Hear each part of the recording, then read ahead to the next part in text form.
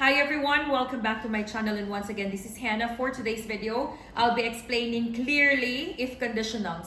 Before we studied it already, I can remember, but now I want to explain it in a more concrete way, okay? That's why I made this chart here. Now, what are conditionals? Conditionals, we use it every day in all language, okay? In all languages, in all situations. Example, I am talking to Mehrona, she's my friend. I want her to do something for me. I will ask her, I will do it if you will do this for me. You understand? We always do this, even in Tajik. Mancho moro yordam meknam, agar, na na na na na na na na na, naruskam toje. Yasta boy paidu, если, ti, na na na na na na na na na. This is very common in all languages, okay? But in English, if you want to sound like a grammatical person, you need to know how to properly use it. Example, when pre-intermediate will come to Faridun, Mehrona will ask me, take an exam. If this student is good, we will put in pre-intermediate. Ask them about if conditional. They just know this, only this. Only the will, that's it. That's what they will answer. But it's wrong, okay? All in all, in English grammar, we have 4 types of conditional, okay? У нас есть 4 видов условий если. У нас есть 4. Look, 0, first, second, third, and fourth. 0, first, second, and third. We have 4. Нулевой, первый, второй и третий. Базабон и тоджики. Sefer, yakum, duyum, seyum. You understand? Now, put this in mind. It is very easy if you know when and how you will use it. My brother Joshua, he started his Instagram account or Instagram vlog recently, and he explained this in 1 minute, one part, okay? But I will be explaining to you completely. Look, 0 conditional, нулевой, sefer. The formula, very easy. If plus present simple, comma, virgul, plus present simple. Ishoras. If plus present simple, comma, virgul. What is virgul in Tajik? In Russian? Zapitaya and present simple. This is your 0 conditional. Again, what is the formula of 0 conditional? If plus present simple, comma, present simple. It's very easy. Now that you know the formula, let's go in which time we can use it. We use the 0 conditional for present situation. Again, we use if conditional for present situations. Holathoy, hozera. Сегодняшней ситуации. Okay, now put this in mind. We use the present simple if it is always true. Все, которые всегда и постоянно правда. We also use 0 conditional for facts, dila fakti, baroy dalelho. And truth, general truth, umumi durustas, darjahon durustas, не только в таджикский закон, не только филиппинский закон, не только американский закон, no, internationally correct. Did you understand? Again, the 0 conditional always true, facts, and internationally correct. Did you understand? What are those? Example. Example. If you freeze water, it becomes ice. Look. You freeze water. Katong samon, which tense is that? Present simple. You freeze water. Tu obro da marazilnik memoni. Comma, it becomes ice. Yak meshavad. It's everywhere. In the Philippines, you put water in marazilnik, or in the Philippines, you put water inside the fridge. After several hours, it becomes ice. In Tajikistan, everywhere, it's fact. It's always correct. Did you understand? Another example, the other way of this, nabarot. If you heat ice, it melts. Again, if you heat ice, it melts. Если вот это лед, ты поставишь на огонь, что будет? Растает. You understand? It's always correct. Did you understand? So, zero conditional, it's clear. Не так ли? Let's go to the first conditional. First conditional is real conditional. Realny. Okay? Then, look at the formula. If, listen, if plus present simple, comma, will, and verb. Again, if plus present simple, comma, will, and verb. Нарускам. Если настоящее время, запятая, калимай will, потом простой глагол. Базабони тоджики. Агар, замони хозирай оди, вергул, калимай will, фели асуси. You understand? And it is correct as of the moment, hozirash kadurustas, ili oyanda, ili budushem, okay? And look, we use it for all our shartho or all our conditionals that has a strong possibility to happen. If this is 100%, this is 80 to 50%. Okay, again, hamabat durust, guteta нулевой. А это есть сильно возможность, и реально возможность, что сбудется. You understand? Hashtod fuis, haftod fuis, to pancho fuis, me shavat dar oyanda. You understand? Потом смотри, I explained this in my previous video. This is if, and this is the two part. These are the two parts, correct? Again, what is here? If, part 1 and part 2. Comma is here, okay? This green one, or this part 2, will not happen if the first part will not happen. Remember my example? If I get salary, comma, I will go to the restaurant. Will go to the restaurant depends on getting salary. Did you understand? I explained this before. I can remember. Again, agar man maoshro megiram, man restaurant ro meraftam. Raftani restaurant bubasta ay maosh giriftan. It was my example before. Can you remember? So, here, there is a strong possibility.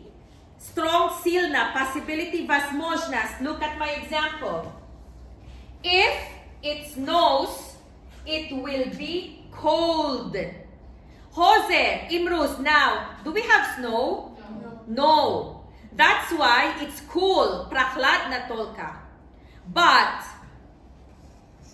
если снег будет, значит холодно. You understand? Look. This one is our first, and this one is our second. Correct? Look at the rulers. It's like this, okay? If it snows, comma, it will be cold. Being cold, sabisit ay chivo, bobasta ay chivo, snow. You understand? So here, we use this if there is a strong possibility to happen. Now, right now, I will give you a real example. When I woke up today at 9 a.m., I got an SMS. My SMS is from Bark Itoji. It's written, Mablagi baroyami bark umumid dusad sumoni. You understand? Okay. So it's a strong possibility that I will pay that. Okay. Why? If I do not pay, what will they do with my electricity? They will cut my electricity. I will not have electricity.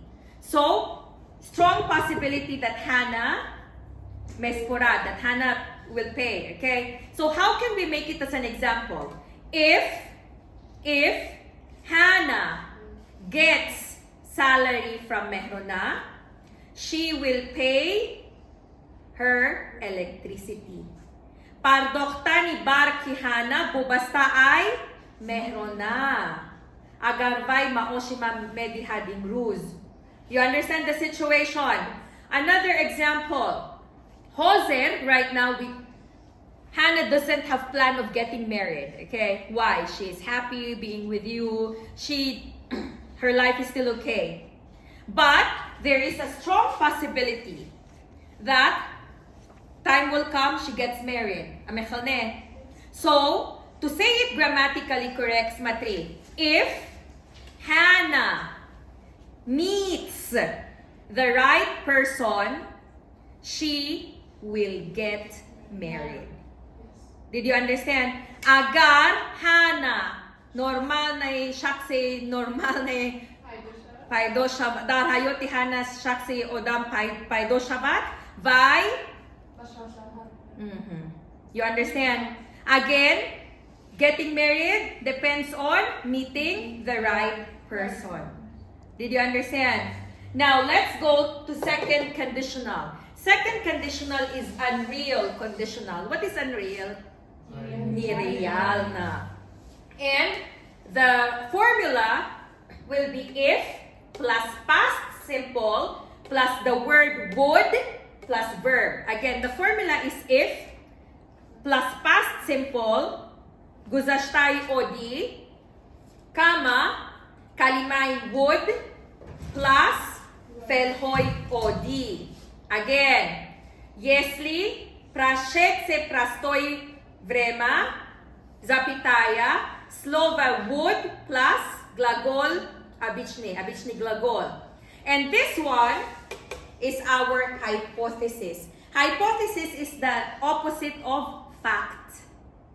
Hypothesis is a theory. You understand? Hypothesis is противоположие факти. Если факт 100% правильный, hypothesis is theory. Теория. What is теория? Example, I am married. Если я не увижу, что мой муж есть настоящая девушка, это будет гипотезис. You understand? Если я не увижу глаза с глазами, что у него есть другая, это значит гипотезис. You understand? А факты, это когда я увидела эту девушка, девушка мне сказала, что я вторая, бла-бла-бла. Это уже факт. You understand? So hypothesis is theory. And it is imaginary future events. Say nashi imagination. What is imagination? Saburot. На русском воображение. All of our imaginations касается second conditional. Example. We are sad, we are in our room, or we are thinking. Все наши слова, это будет second conditional. Why? Мы предпочитаем. Мы думаем.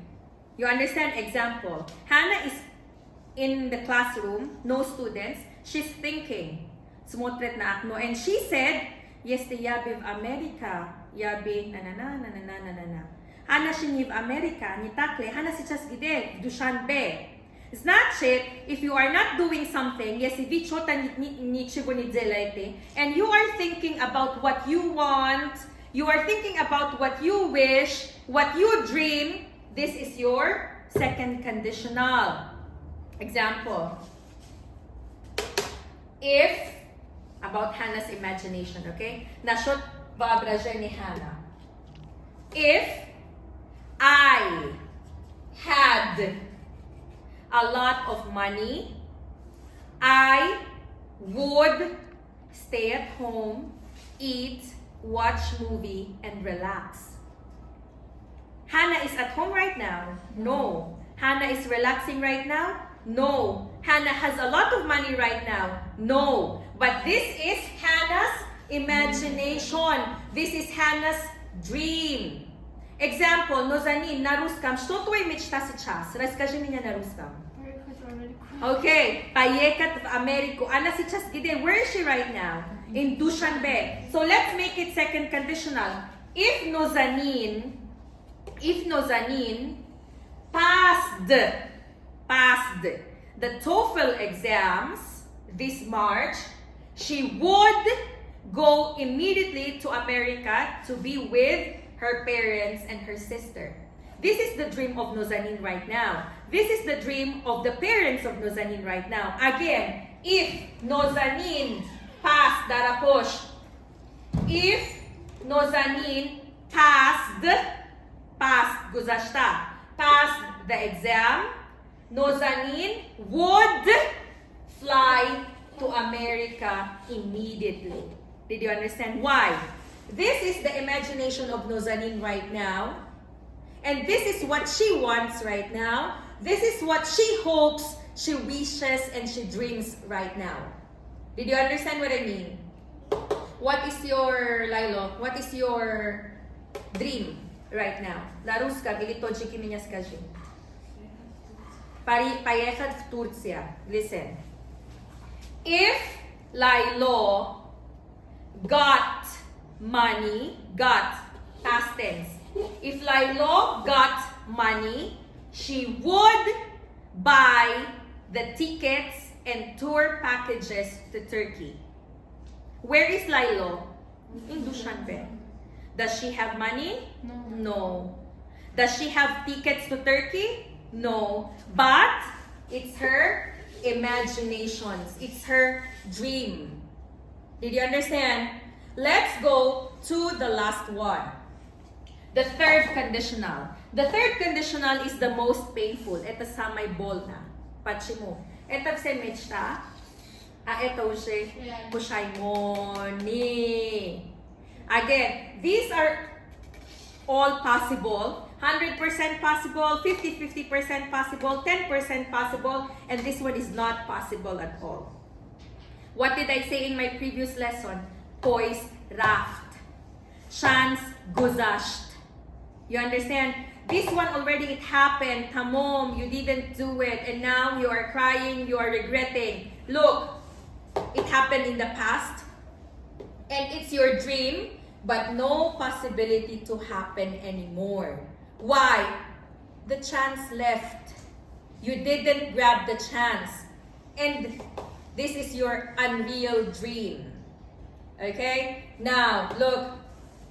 The formula is if the word had, past participle, the word have, then the word would and have, and past participle. Again, if plus had plus past participle, comma, would have plus past participle. Ishoras. If plus had plus past participle, comma, plus would have, plus past participle. It's very long. Smatri. My regret. Okay, my regret. If I had known that he was a cheater, comma, I would have left him before. Значит, он меня уже обманул, он меня уже плохой что-то делал, но я не знала. Но если я бы знала, я бы пораньше кидал ему мою жизнь. You understand? Again, if I had known he was a cheater, I would have left him earlier. Did you understand? Okay, give me any pushay mo ni dar hayoti to ayumidin. 250 ko. Shumo Corbon Muhammad.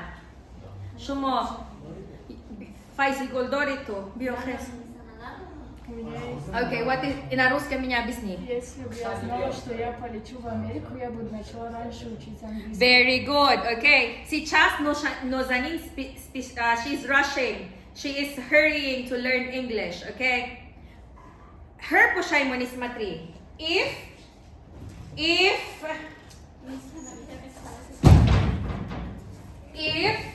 Nazanin had known she needs TOEFL, again, if Nazanin had known she needs TOEFL, she would have studied English when she was a child. Ishoras. If Nazanin had known she needs TOEFL, zapitaya, she would have studied TOEFL when she was younger. Did you understand? Now Nazanin is not young. Now Nazanin needs to be in the US immediately. It's her pushaymoni. Agar Nazanin aval medonis